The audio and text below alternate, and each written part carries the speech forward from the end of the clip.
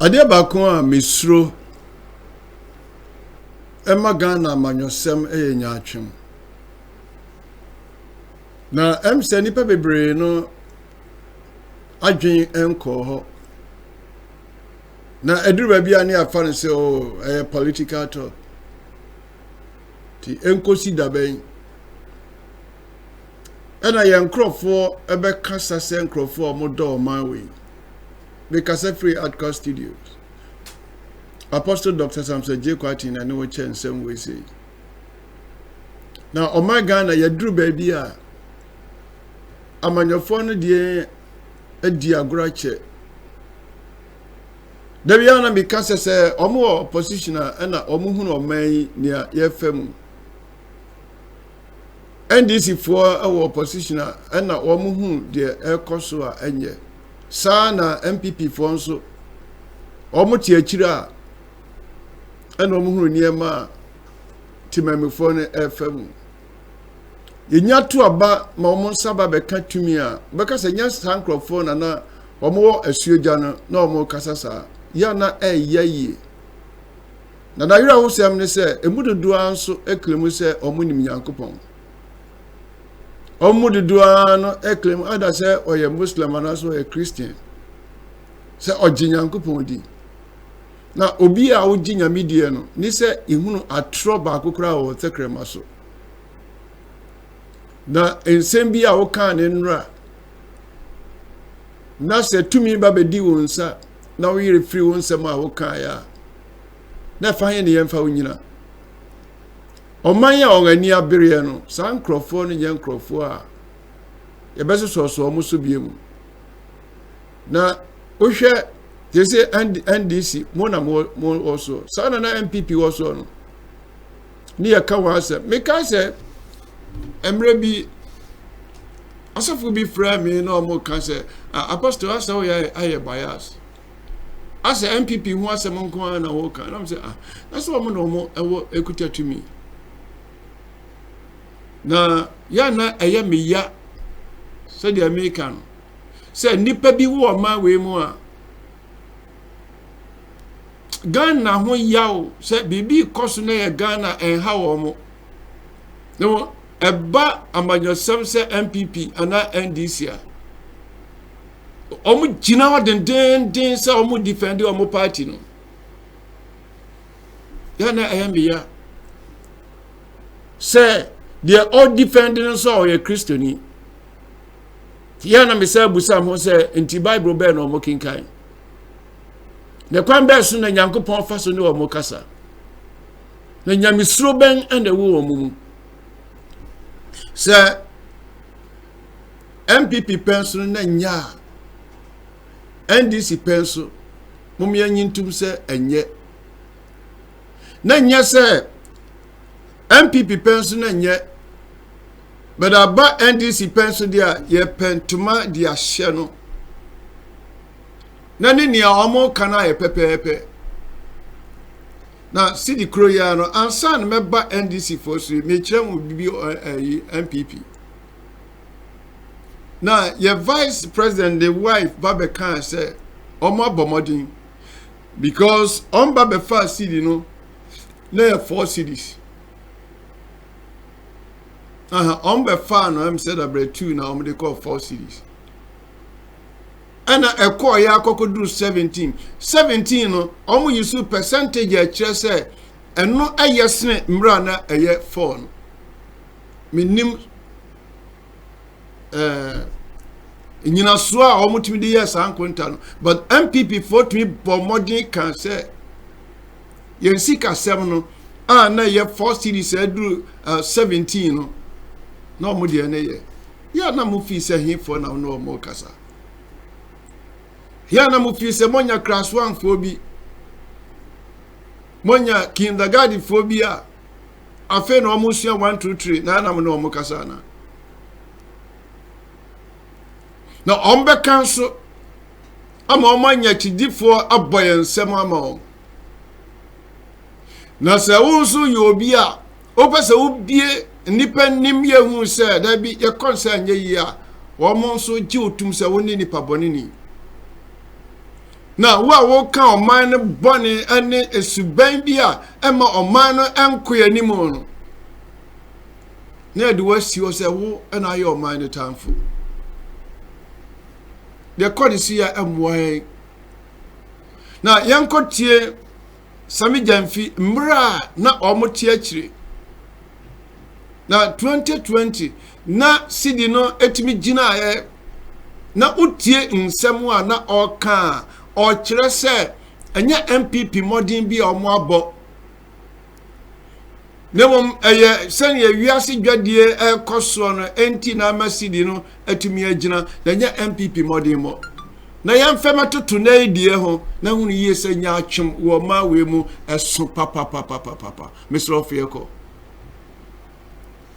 But as we speak now, they say it's the best performing against the dollar. Because, only last week. You know, Asia is a major trade partner. Seriously. 37% of our imports come from Asia. So as a result of the corona outbreak, if businessmen are no longer importing from there, and that has lessened pressure on our city, you think this is something we should be celebrating? Are you serious? Yes, I'm very serious. So you think that you believe what they said in December, but I don't believe what they say in, what they're saying in is January. Correct, but I'm trying to tell you that the reason why we are seeing some stability is not because of any economic. So which theory are you using to justify that it's coronavirus? You are an economist. So aren't other currencies, they said the cedi is the best performing against the dollar. Aren't other countries benefiting from the dollar slump? Why is it only Ghana cedi?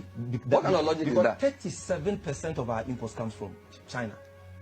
From Asia, and China is the doorway. And how different is that from Senegal or Nigeria? So why is the cedi the only currency that's appreciated against the dollar? I am telling what are you you talking about? Excuse me, the president has already spoken about imports reduction. I'm not here to defend the president. Yeah. You are saying that in December last year, our cedi was the worst performing, and I said no problem. In January, February, they are saying the cedi is the best performing, and I say it's because of coronavirus. And I'm asking you, is Ghana the only country benefiting from the coronavirus? You see? And are we the only country that is exposed to China in the region? No, we are not. But our level of exposure is one of the biggest in the world. You are talking about 37% of our import share coming from Asia. And you know, any student of economics know that these things have a bearing on the figures. If we are not importing, if businessmen are not going to China like they do, they are not importing from there, obviously pressure on the Ghana cedi will go down, and you will begin to see some stability. You can choose to celebrate that like government is doing, but very soon they will see their smoothness level, because this is not the first time we are seeing some of these, temporary, cosmetic, artificial, so-called stability. This is not the first time. Let's move to politicians. Look at this young man. Or Kasa, I say, brilliant. The end of person or chess umbrella or see my MPP for celebrity because when you see the no na you see get no na when you see a chess a bema CD no etimi agina the cosmetics ya painty Sami jamfi na kasa sa no Sami jamfi o chen or they say Ibrahim Traore o chen the penny now 2020 tien someone na oka and na obi an question no and na say MPP for so catch them say munya sidi no ho hwe ya na enisa mo celebrate ya mo so mo ni akum. Oh, say your finance minister no ayade. Dey no ye. Aya Trump the nyama bia oya. Yuasi nyina. Le man bia be catch ro. ABC gold na mo ya no eno na ayade. Aya Trump ne nsem bia oya. Amma say even Africa countries nuclear focus ya na no. Etumi dia kukodo so omo nyisu dollars ni biem. Here say even about 1 cedi to $1. No man fa niema angu kwa mu ati aye. The anami can say as a layman am ye Ghana ni. Say cedi no about $1 na an reflect ye ni ankase ya brabo a munya hwe. na sanke yan krofo a sabi impredious na ya dwen mu edo a oma bi sika ani ade check ya oman no ya hoodin say yan krofo ya totu eniema yi a oman bi sika sebe koso abeba formon ana ya di ayesusudia. We are jokers. Yani mreo. Yawa himfu wa mawe mu. Yawa asafu wa mawe mu. Yawa mpanimfo wa mawe mu. Wonte so obi abie na no. Na politicians no afọ man se wo mumfitifuo. Ene oman bia no mumpanimfo no nkasa emrantie ne sorry. Na obi adwen on say nia Kenya for ye mre bi no o Ghana for de omuntimi nya sa o Ghana for do ho hwe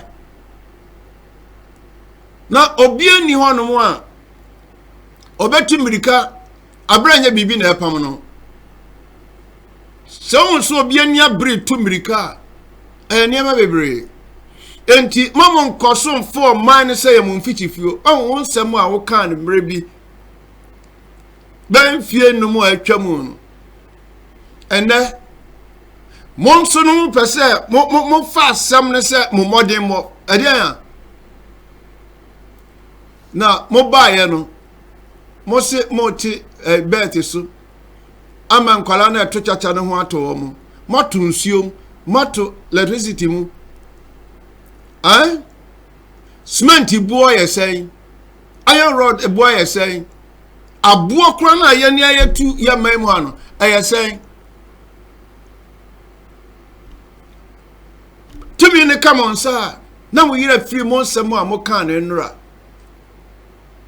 enti da bia meka minya kada MPP ni NDC enso suye bia na onte o se ne MPP so ababonten ka se CD no ene we no ejina enya mmode mo sara na o nso opposition o mo kai. So where do we draw the line? Mummy no he for na kan okre they say asofu bia omun danjiri omma we hu ahase ayese nkom yana ayame yase nipa no bi ohonom a oh na all can sense. Let me be very careful with my words. Say okay mami kan say de tie so omo da na omo nwene a de omma we yaye u be ka kire en say nyame ayi nipa adan enti omani ya ho kire ya muhu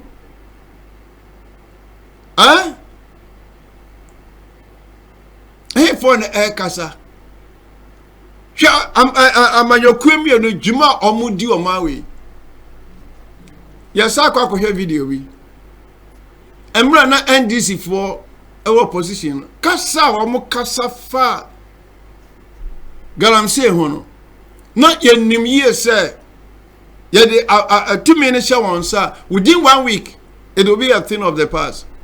Within 1 week, young T Galamsey can be na encrophobi etumi babontin ababe kan say MPP for na asha da A2 se odwin ne babu na ye de tumi asha wonsa na osa hwe se MPP for nkotu ade no na ye fem say wudin a na tumi na de ma no ti ase tumi no ya dia ma wona oti ase.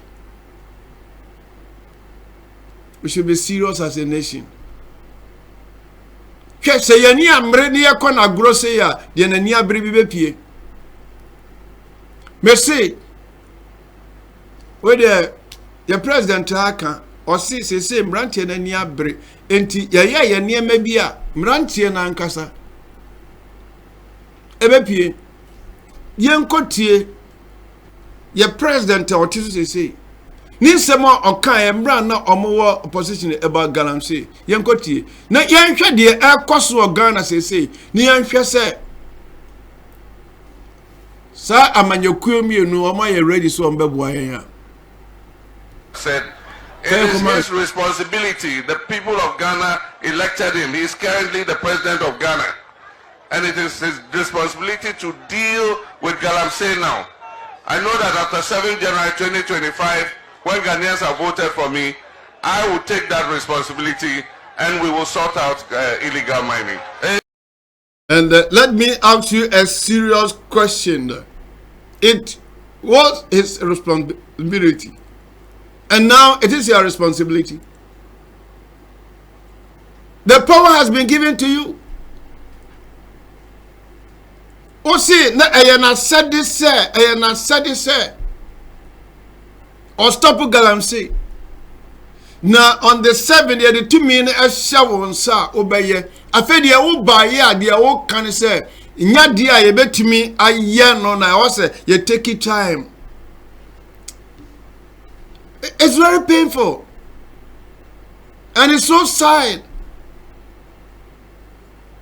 Ya pa say nkrofo aye timi dia wra show mu. Na do bia o kasa, no mo bu ni pa to o man ni mu say ye nim hwe.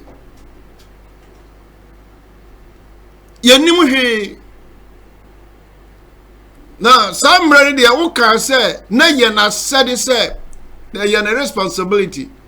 Sir, ultimately stop because you're the 2 men action, sir. What are we hearing now?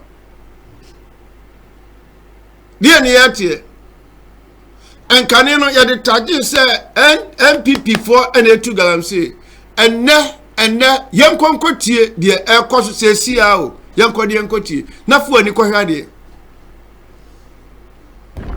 hwe baabi a chairman kutu NDC chairman yo hwe baabi a otu Galamsey main road a ekọ baabi ani main road ana fo na mo atwema mponia constituency Ashanti region main road so mo hwe on say car si twetwem but nipa a wo sha ade awi achi NDC constituency chairman kutu one on the site hwe the main road wo na wo say kwan say asase say na de say ya kwan say ne yile chairman kutu ne yile eno wa soro pese ye ne yile no DC e wa twemamponia constituency na say oye ne yile DC adwo Mahama hwe kwan a wo fa so tu amena e kwan ni o hwe filling station e wo ya na hwe de ru a ye tu amena sense ase chairman kutu na de America kire regional chairman na nakosi because constituency bi a chairman bi obi a otu Galamsey bi a unim na nakosi unim chairman kutu unim so otu Galamsey na hwe main road na obetu Galamsey kwa main road baabi ani ukọ baabi ani and carry main road na wo say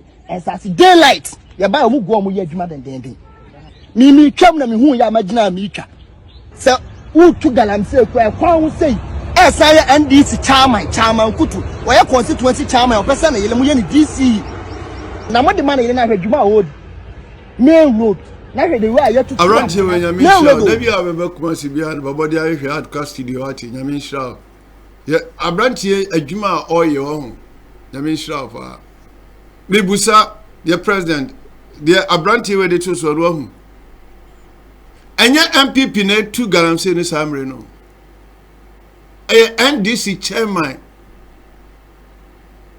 and tu Galamsey no. You people are hypocrite. Both MPP and NDC. We are hypocrites. We are nyachumfo. Maka. We are nyachumfo dodo.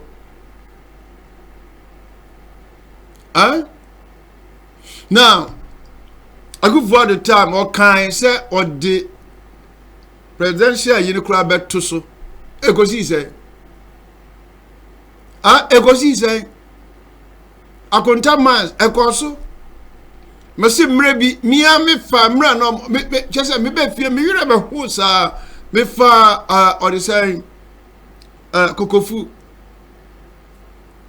mi wo mu ho sa de ba be si asiwa samre na ya stop Galamsey na ebaka kakra ma address emfidie na gu odomo no na wabusa se ayuamfo mma bi na ekototo afidie ne mo tiri mu odin dodo. Ghana politicians, you are not ready to help the nation. Muti se abrofuna omu be wiya ya niema no sa pepepe na motie enti na mutimi ni omu nya yankofa no sa pepepe na motie Ghana politicians, you know, Muti say Western for America for no be weird. Sabe pepe na muti. And so you be a namontem because you don't care for the people in the day. Mon fear ho. Mon fear ho. Muti mo dendo do. Mu wasuja amukasa anko. Na mu twa nsuo no so amukasa anko. Eh yo. Say enkrofo mo babonten say na or they say some Georgia na ojira president enche. For the time Galamsey must stop now. Edromomo dia so dia mo can say now Galamsey will have to take time and you know to fight against Galamsey. It need a truthful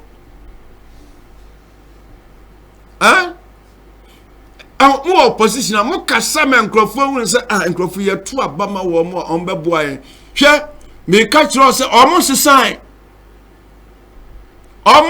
ba kokura o nanka yempa ebone say party bi amamodin na say party foforo bi ba me ye Ghana ni no me mompa ye da say NDC for fail no me yasa na me ya brama me ho ya brama me nipa ati o mani won. But let's face reality. No ye hwe on ne ye say wo mo ankasa ya de o man na hye on sa no. Wo ma repented from niema bia na o mo yada down. No. They are the same people, the same mentality. Mo high and dodo.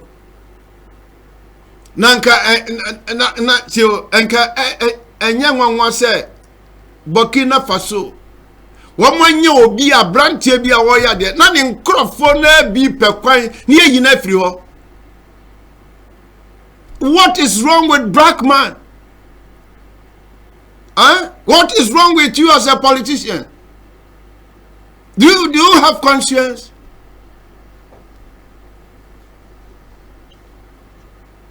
And do you think has it ever come into your mind that one day you will stand before the Almighty God and give accounts of yourself? My Bible, the good book says, there is a way seemed unto my righteous, but the end thereof are the ways of death. Moka se mo bana mo de se Bobby bia mo na mo de se Bobby bia mo na mo kadneza on ono to build the city and sinsen wiem ojina no ka se minyansa na me dia ye we num nyina Nyankopon so nyansa mema wa dane aboa no wa firi nipa mu obi a na omo asro a worship ne se soren se Nyankopon Nyame ma odane aboa emfianson bosumenson na watwenson donhwerenson simanson finipam na okose nwura mu na bosio togu so na sa be fie bie mu a na be hu se asase we ewura time adwumba ko bi odma na ya me de pa se na okasa asase we eda ho jan ho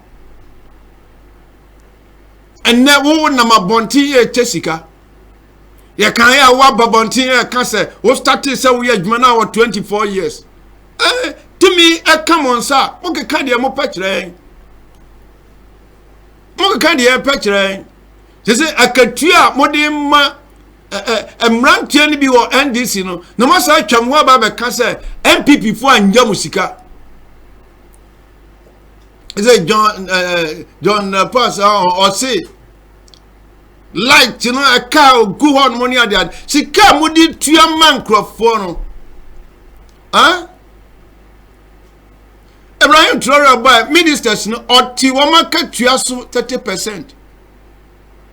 And what the cost share one a teachers no ne crofom ye jumano obi or what drinks obu my any. Nyani amoba de mafu ne munyansa mo ya wabu sikana no within 4 years no adwe wo mutirimu is not to build a nation but to build your party. but they do about to us ubenya Ghana phobia one more dream more Harry asaba be dimochi Moya asofo babese sem kom jenjan amamo because muba bobu asika no na mo chamen crophobia one more dream on say temo bi ani ho. You will one day stand before the Almighty God. Either you like it or not. Would you find some possicanim? Not God, no, Fabi Yako, my dear. Would you and Nanakra, not the Atisa, a barn, Fayako, my dear. Fabian Konya, Fabian Terry, but Mammy Moko say, one day, Mra, Moya near Mamma, Nipper, Tio, Mani Mon, Ehunamani, Obet Tigana ha, the Obedi. But I say Ghana ha nipa saying that me di or edit 2 times. Moba mon yuni ni pebia ho. Mon yuni ni pebia ho. Na ase agrobi na mudi endi. Na mi hu yamobo. Na mi hu yamobo pa. Be de ma semba wiye no. Mr. President. Senia okaye. Men krofon ye se was sachra. Na odo Ghana tinia oka na sioja no ya hwe se action nya kasa bia biem. This is not a time for lamentation. You don't need to lament to the people of Ghana. No. Ordinary Ghana and found musika mubedio. Nia modi be kwabrochi akoguo ordinary Ghana ni on found the Ghana ni alpha won say obetumi de ne ba ko school obetumi anya duane ade emo buo beba form petrol diesel beba form obenya kwan papa bi de ne car faso de mu be die ne de hai ya twemu ni abaten ya pepe kura mu be diska no. Because he can get the MPP ni NDC, mo priority number 1 priority. And no musia and koma mudie kwaya mbefaswa. You create, you loot and share. So this is not news. Mo buy and MPP ni bia what this kabafe. Na mo buy any nansa, mo hwe de mo ya Ganiska. Wananka. Because the Bible said, let no one strive. Not reprove one another. Because why? My people are like those who strive with the priest. I feel that pain. Me tisa yaw no ewo mi mododo.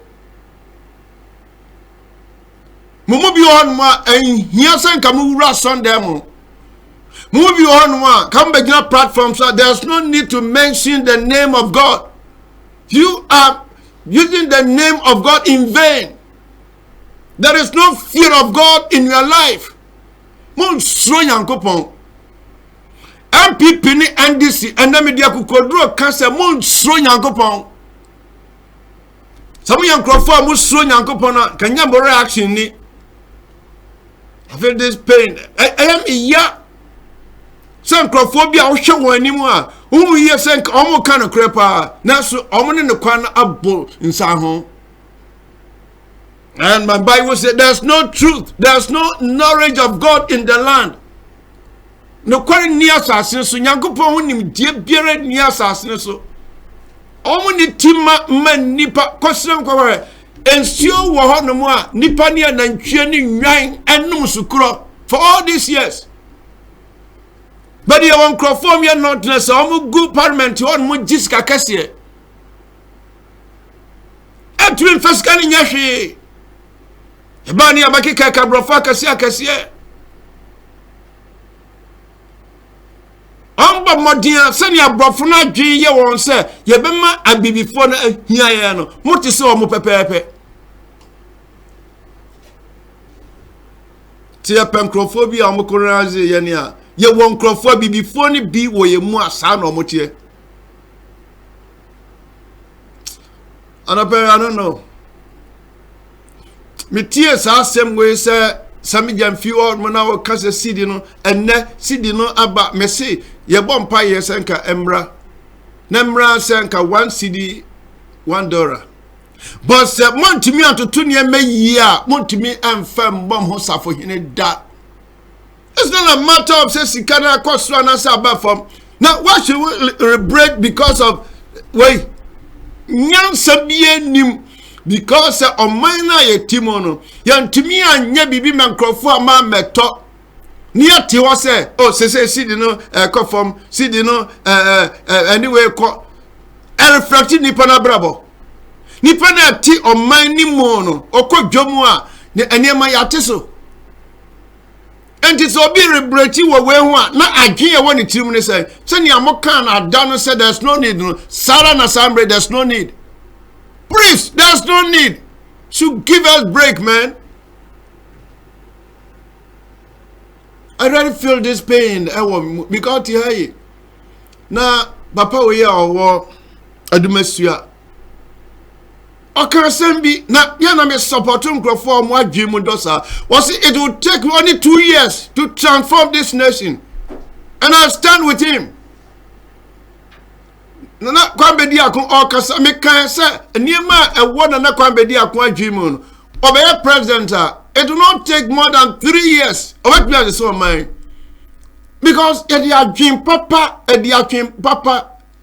we don't build a house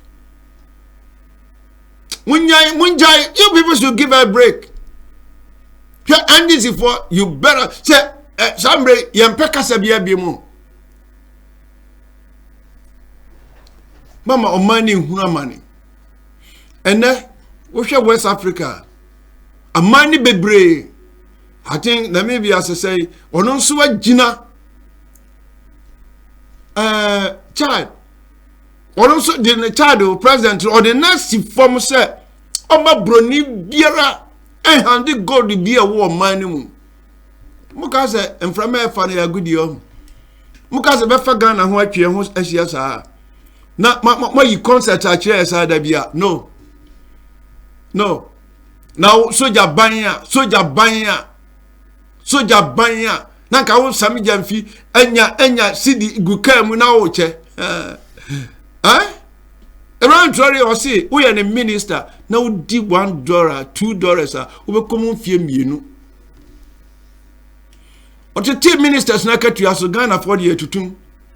Ya to track a tuanwa masika ama ministers no want to me awia na ya twe ho aba ka say oman no ya deka ene amanya na omunduru Ghana ba bia tumi atuatue wo ma aka nyina ti ye nsua bibi mfiri wo mo. You sick, man. Me me kasa fa chemi so me kan imagine da hopa. Yeah, say I'm sorry as a nation. Near J-Time near my Cossia, or more opposition, near Casa de Dede. To me in the cannon, sir. Mistakes now, or no who so be yano. Or we even worse than, or we near just a brusso. Now we're near Boy and Samo, near Boy and Samo. Mr. Brand TV, Babontino, Kasai, MP before, Casatia City, no, I no money omoka. No more, no more canon omoka. Because you won't crophobia or my way more or more dream or harrido. Yet the Yamias is a city, no. Anyway, you call for that ye. Bessing and Sanibia not dream with the trim. Eh? She baby in Nigeria can do. So omoda so edi. She say yeah Ghana 800 cities no. Say Nigeria naira no 10,000. Didn't high. Ghana say yeah or the saying Kufuor and obey say the very the same. And can they see the no? Oko tosment one bag. I just all the good truck me no here. Na obi tini memu twan sika. Obi tini memu de sika edidwa. Nti yentumi empagye mu ni anwen. Ansa na mewie masem. hwɛ ɔman biara a wɔn antimi am produce bibi sɛ nkrɔfoɔ bi mbra mɛtɔ no munjai saa wiase sɛ sika we kɔso sɛ kɔso enka hwee so enka cedi no aba 12 cedis o nanka cement nso aba 50 cedis ene ne ehun sɛ ahoɔden abie sika no minim economy na mokɔsuasua wɔ school no so nanka ehun yie sɛ cedi na nya ahoɔden the same document no yato and never before to document 7 cedis senia o man no den city no sa na tie now celebrate again now they celebrate